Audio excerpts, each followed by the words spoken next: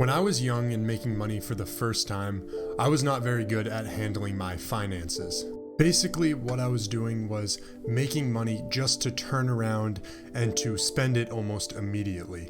My parents had urged me not to let the money burn a hole in my pocket, but I always went against what they were saying. Now, because 78% of US workers are living paycheck to paycheck, this might be something that you relate to. Now, tack on top of this a broken education system that allows its students to graduate hundreds of thousands of dollars in debt. Not only that, but the people that are paying for this education aren't even getting the necessary education to set themselves up financially in the future. A lot of these people are graduating and immediately purchasing cars or expensive things just because they feel like they have that security. Only later, it catches back up to them and it bites them in the butt. Now, it makes people like myself question, is our education system a joke? And are we seriously expected to be able to pay all of this back? You serious? But for now, I'll save that topic for another video. Now, on top of buying new cars, I've seen people spending thousands on new TVs, different electronics, and really developing a spending habit.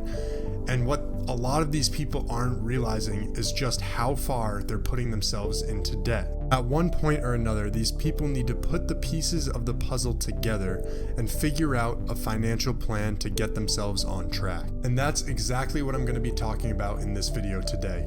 How to get yourself back on track financially and how to make the right financial decisions so that way you can set yourself up for the future. If you're new here to the channel, I talk a lot about finance as well as financial education and investing. So if you're looking to increase the size of your savings and set yourself up, then make sure that you subscribe to this channel and turn on that bell notification. So at the most basic level, the teaching that I want you guys to walk away with from this video is that you need to spend less money than you make. And that seems like an easy task, but in practice, I've seen far too many people go down this rabbit hole where they're spending way too much money and basically barely making ends meet. And for me, the term financial minimalism really resonates because I'm trying my hardest to not inflate my lifestyle. Now that I have a full-time job and I'm being paid more money than I have ever been paid before, I'm trying my best to keep everything in check and not just let money fly out the door. At first, we didn't know what to do with all the money. We tried burying it, shredding it, and burning it. To do that, I'm not inflating my lifestyle, meaning how I was living in college, basically barely making enough money to pay my rent and keep myself fed for the time being. I'm trying to live at that same level so that way I can maximize my savings, and a couple years down the road when I have enough wealth saved up and I feel comfortable to raise my living standards, I don't know, 5 or 10%, it's going to be a breeze and not an issue at all. Now, it's easy for someone like me who recently graduated college to not get into that inflated lifestyle because I haven't really gotten used to that lifestyle at the moment. All I've really known was living at home with my parents, basically having everything paid for when that was happening because I was lucky and got born into a decent financial situation where I didn't have to worry about, helping out with payments that my parents were making or any of that stuff.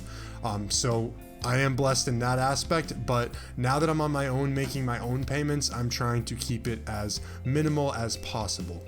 Now, that's the hardest thing that people need to do first, is actually step back and look at your spending. Now, if you're spending money on food every single night, eating at restaurants, and all these other expenses are coming in, a lot of these can actually be eliminated. It's just the willingness of people to dial back their lifestyle habits. And what you're gonna see in return is just a huge jump in savings, and you can put that money towards those payments, student loans, your mortgage, anything that is really overarching and over your head at the moment. You can start to chip away at those by really taking a step back in your lifestyle. Now, the next toughest thing that I see people dealing with, and I've seen it firsthand, is the social implication on different purchases. What I mean by this is you don't need to buy the most expensive car. You don't need Gucci or designer clothes. Who cares what the person next to you thinks about what you're doing? For me, as an example, I drive a car that rattles when I start it. I've taken it to different shops. They really can't even tell what's wrong with it. They just know it's a deep in the engine issue, but it's not unsafe. It still passes inspection. It sounds disgusting. So when I roll up into work or wherever, like, people will most likely be hearing me coming into the parking lot or whatever, but I just put that stuff aside because I know that in the long run I'd just be wasting my money if I threw it all at this brand new car and was making payments on something that I really would not get the full value out of. That's why buying a brand new car in a lot of situations in my mind just does not make sense. I can see myself getting used cars as long as I don't have anything, terrible happen for the foreseeable future. I don't know when I would buy a brand new car. And when you stop caring about what other people think, you are going to be so much better off for yourself and for your savings accounts, because it's going to be so much easier for you to save that money. Now, for example, my friends would go to the bars maybe Thursday, Friday, and Saturday night. What I would do would be try to just go Saturday night. I didn't really need to go out on Thursday and Friday night. I was working anyways, so I was exhausted if I did that, and oftentimes it impacted me at work. But basically, when I started cutting back on that, those were huge bar tabs that I just ultimately cut out right away and was just able to start saving that money immediately. So it wasn't really a hard decision for me to do stuff such as, rid myself of my social media accounts. A lot of times people are going to be posting about things that they're getting, things that they're doing, and a lot of this is just, fake, and the people are hiding behind a image that they want to portray themselves online as, but they aren't really like that in their day-to-day life. So when they're posting fancy things that they're getting, or expensive dinners they're out at, or brand new cars and stuff, it doesn't sit well for me, and there was no reason for me to keep up with all of that different stuff. Social media, in some aspects of my mind, is similar to a competition where you're just trying to make yourself look better than the next person.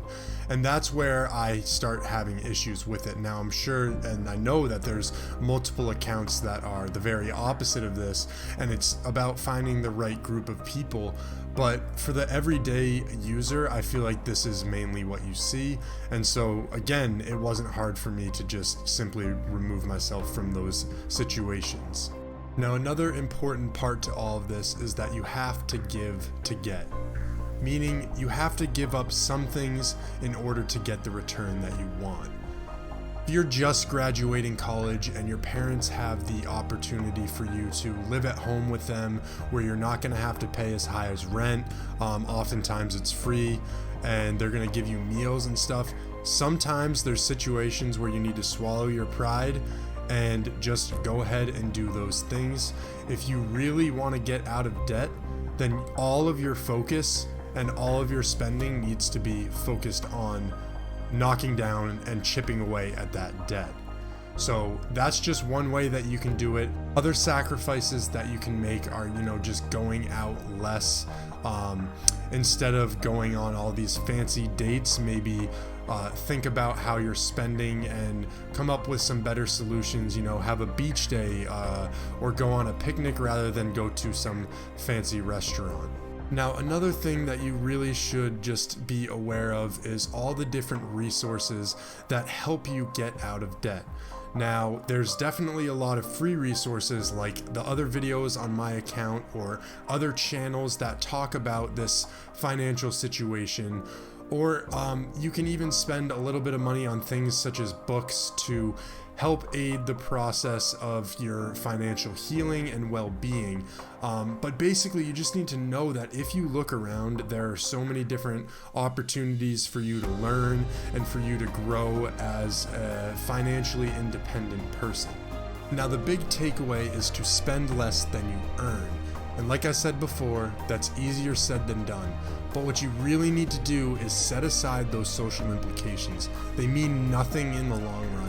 They shouldn't have any factor towards your purchasing pattern, and the only thing they do is hold you back from setting yourself up and being free in the future. If you guys did enjoy the content on this video, please leave a like. It means so much to me just to see the support from you guys, and know that what I'm making is actually making a difference for some of you. Thanks again for watching, guys. Have a nice day.